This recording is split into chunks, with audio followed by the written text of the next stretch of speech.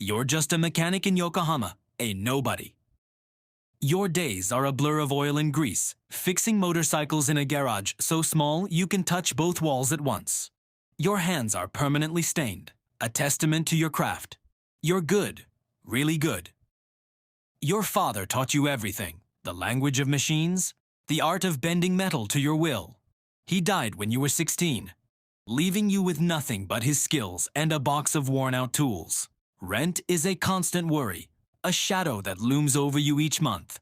Your garage is tucked away in a part of the city the guidebooks don't mention, a rough neighborhood where the police make themselves scarce after sundown. Here, the Yakuza own the streets, their presence an unspoken law. Then, one rainy night, everything changes. The downpour hammers against your tin roof, a rhythm you've grown used to.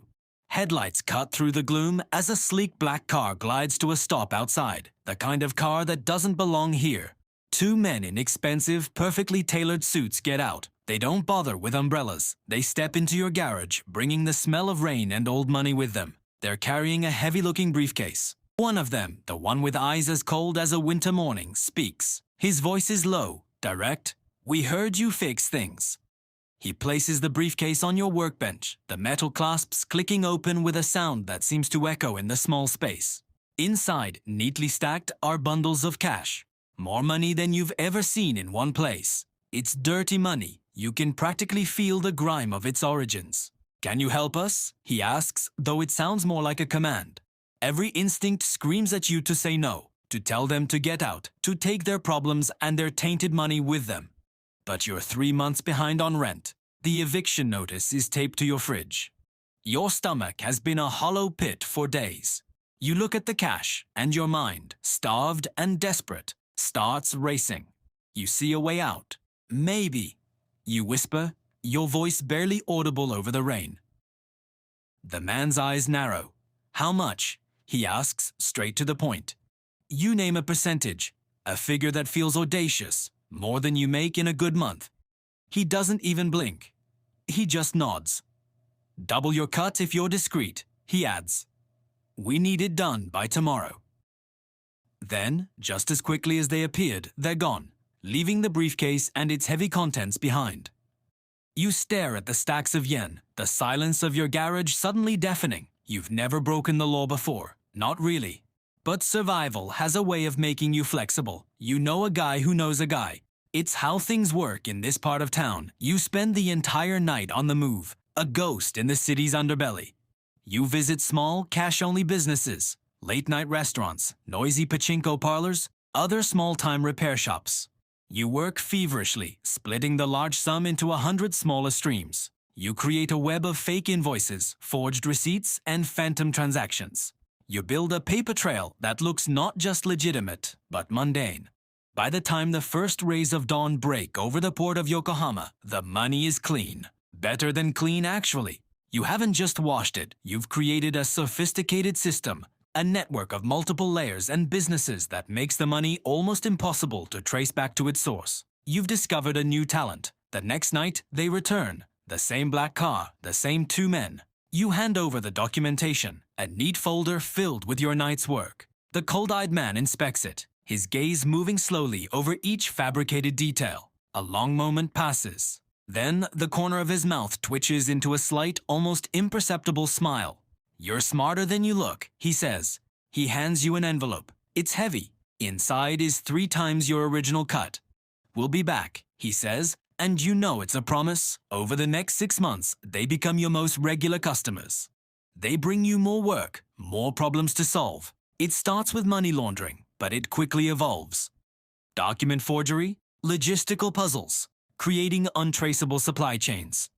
You become a master of the underground economy, learning every loophole, every shadow business, every way to make things disappear or reappear somewhere else entirely. Your name, or rather your reputation, spreads through the criminal world in whispers. The mechanic in Yokohama. The one who makes problems vanish. Soon, different men start showing up at your garage. They come from different clans, different families, but they all have the same look in their eyes. The look of men who need a problem solved quietly. You never ask questions. You just look at the task, name your price, and get it done. You take your cut and you stay silent. The money is life-changing. You pay off your debts. You upgrade your garage with the best equipment. You buy a real apartment. You eat 3 full meals a day. You're no longer hungry, but with every transaction, with every problem you solve, something inside you is changing. You're still a mechanic, your hands are still stained with grease, but you're becoming something else, something more. One night, a different kind of visitor arrives. He's older, with a presence that commands respect and instills fear. He's a senior Wakagashira from the Yamaguchi-gumi, the largest and most powerful Yakuza organization in Japan. His visit isn't about a simple job. He doesn't bring a briefcase of cash to clean. He brings a business proposition. "We need a front," he says, his voice calm and steady. "A legitimate shipping company to move our merchandise. He wants you to build it, to run it. This is a line you always told yourself you wouldn't cross. Helping from the shadows is one thing. Becoming a partner is another. It's a permanent commitment to their world. You should refuse. You have enough money now, you could walk away." But then he places a contract on your workbench. He's offering you a partnership in a real, tangible business. 50% ownership, a legitimate income stream, a seat at the table. Your mind, the same mind that once calculated engine torque and gear ratios, is now calculating risks, probabilities, and opportunities on a scale you never imagined. You see the pathways, the structures, the empire you could build. "Give me 2 weeks to think about it," you say, trying to sound hesitant. He smiles, a knowing, confident smile that says he already knows your answer. "You've already decided," he says. And he's right. You're no longer just the mechanic who fixes things. You're the architect of a new life, built in the shadows of Yokohama. And this is only the beginning. Thanks for watching. 2 weeks later, it's done. You're signing the papers. Your name is now officially on a shipping company, Yokohama Marine Logistics. On the surface, it's completely legitimate. It has a real warehouse, real employees, and handles real cargo. But you know the truth. Half the containers passing through here are theirs. You've learned not to ask what's inside. Your job is to manage the paperwork. Customs forms, shipping manifests, invoices. You make sure everything appears clean, legal, and above board. The money starts flowing in, and it's more than you ever imagined. You finally move out of that cramped garage and rent a small apartment downtown. You buy new clothes, eat proper meals for the first time in years. Your mother calls from Osaka, and you start sending her money every month. You tell her business is good, and you can hear the pride in her voice. Finally, her son is a success. The thought makes your stomach twist into a knot. 6 months pass without a single problem. The operation runs like a well-oiled machine. Then, one day, the Korean crew makes contact. They want the same service you're providing, the same shipping routes, the same level of discretion. You politely tell them you're exclusive. Yamaguchi-gumi only, no exceptions. They don't seem to like that answer. They come back with another offer, offering to double the money, then triple your current percentage. You refuse again, as politely as you can. In this world, you've learned that loyalty means survival. They leave your office, but the look in their eyes promises trouble. 3 days later, you get the call. Your warehouse is on fire. Someone threw gasoline and matches. 2 of their containers are completely destroyed, and with them, millions of dollars worth of whatever was inside. The Yakuza know it was the Koreans. They know it was a message sent directly to them, through you. The Wakagashira, the clan's second in command, visits you immediately. His face is calm, but his eyes are deadly. "This is your fault," he says, his voice low and cold. "You attracted competition." You try to explain, telling him you turned them down flat, that you stayed loyal. He doesn't care about your excuses. "Fix this problem," he orders, "or you become the problem." He leaves you with that choice hanging in the air. You have 72 hours. You don't sleep that night. Your mind is racing. You're not a violent person. You wouldn't even know where to start to fix a problem like this. But then, an idea flickers. You know someone who might be able to help. An old friend from school. He works in cybersecurity now, dealing with corporate networks and digital systems. You meet him at a quiet bar, the kind of place where no one pays attention to hushed conversations. You explain your situation, carefully leaving out the Yakuza details. You just say you need information on a rival Korean shipping company. Competitive intelligence, you call it. He looks at you, a skeptical glint in his eye. He doesn't fully believe you, but you know he owes you a favor. Your father helped his family out of a tough spot a long time ago. 1 week, he says quietly, and you know he'll do it. 7 days later, he delivers. It's more than you could have hoped for. A complete digital breakdown of their entire operation. Security schedules, shipping route patterns, employee data, even their hidden financial accounts.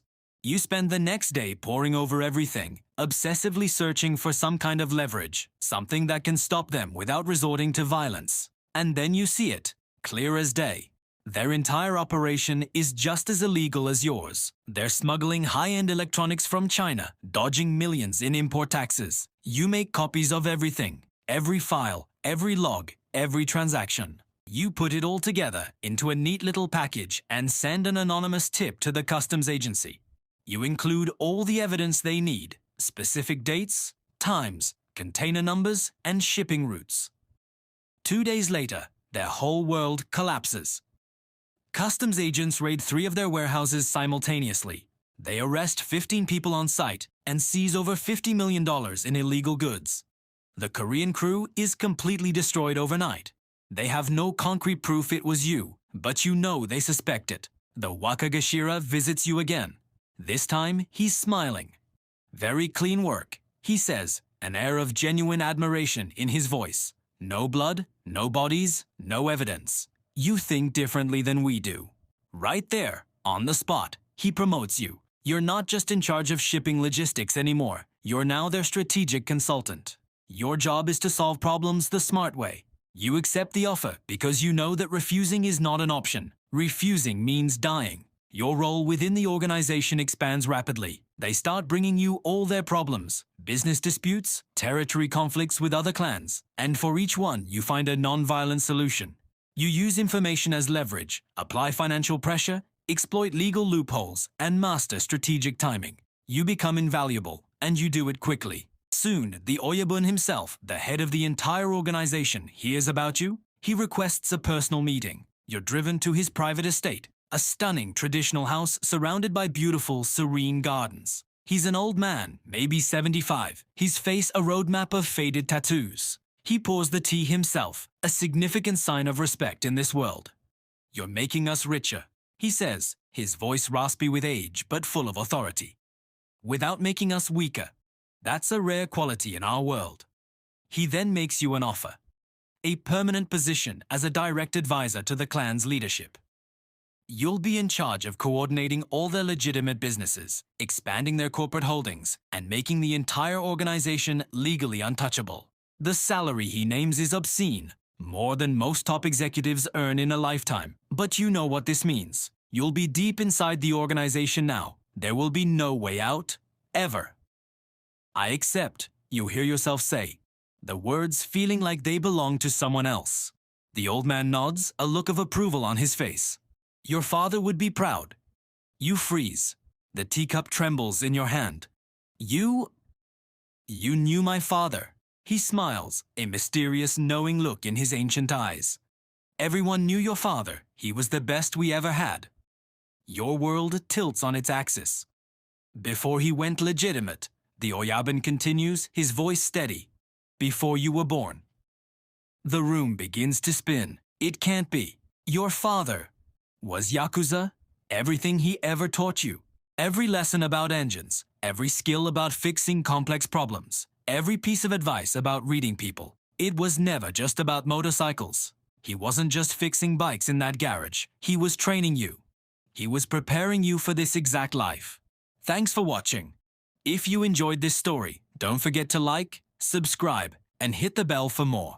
You leave the estate in silence, the gravel crunching under your tires. Your entire childhood replays in your mind, but now everything looks different.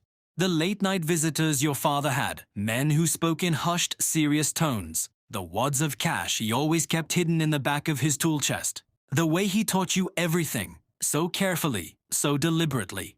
It wasn't just about how to strip down a carburetor or rebuild an engine. He was teaching you to be meticulous, to be patient, to see how complex systems fit together. Your father had another life before you were born, a life he never, ever spoke about, one he tried to escape. He wanted you to have skills, real-world skills that could open doors he never had. And now you're using them. You're sitting in a penthouse office, the kind you only see in movies. Floor-to-ceiling windows offer a breathtaking panoramic view of Yokohama Bay. Your title, etched in gold on the door, is Chief Operating Officer. You work for a holdings company worth billions, real estate, shipping, exclusive restaurants, entertainment venues. It all looks perfectly legitimate on paper, and in a way, it is. But every asset, every company is connected to some of the most powerful and feared people in the country. You've spent 2 years building this empire of legitimacy, making everything look clean, professional. You've created intricate corporate structures, legal frameworks designed to protect their wealth and wash it clean. Your mother visited last month. She walked into your office, her eyes wide with awe. She saw the view, the expensive furniture, the success you'd built. She cried, tears of pure happiness, telling you how proud your father would have been. You couldn't look her in the eye. You just hugged her and told her you were happy she came. She thinks you're a brilliant businessman who made it on his own. You let her believe it. What else could you do? Then, just as you start to feel comfortable, everything shifts. A business rival, a man with a reputation for being ruthless, makes his move. He wants your position. He wants to take over the operations you've so carefully constructed. He approaches you one evening at a high-end restaurant, a place where deals are made over 12-course meals. He makes thinly veiled threats, hinting about exposing you, about revealing your connections to the underworld. He thinks you'll be afraid, that you'll fold under the pressure. But you've learned from the best, not just from your father's quiet lessons, but from the men you now work for. So you just smile, a calm, easy smile, and take a sip of your wine. Go ahead, you say quietly, your voice steady. I have lawyers for that. He wasn't expecting this. He was expecting fear, negotiation, a desperate plea. But you've built everything by the book. Every contract is ironclad. Every transaction has a paper trail thicker than a phone book. He has nothing concrete, just whispers, suspicions, and rumors.